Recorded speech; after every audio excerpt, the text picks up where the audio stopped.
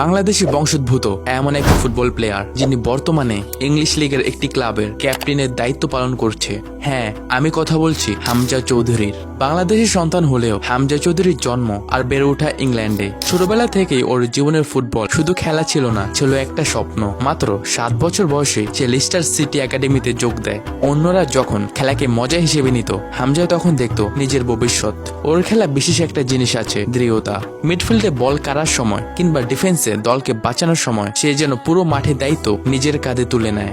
পরিশ্রমের ফল সে পেয়েছে। 2017 সালে লিস্টার সিটির হয়ে প্রিমিয়ার লিগে আত্মপ্রকাশ করে হামজা। তারপর থেকে ওকে বলা হয় বাংলাদেশি বংশোদ্ভূত প্রথম প্রিমিয়ার লিগ ফুটবলার। এ অর্জন শুধু তার নয়, বরং বাংলাদেশি ফুটবল প্রেমীদের জন্য এক বিশাল গর্ব।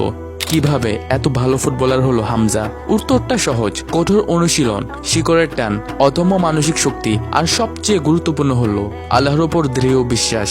মাঠে যখন নামে, দোয়া পড়ে নামে, আর তখন বোঝা যায় প্রতিটি মুহূর্তের পেছনে আছে বছরের পর বছরের পরিশ্রম আর চেষ্টা।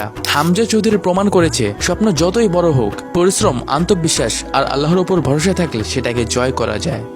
Let's create history together with 5SUG.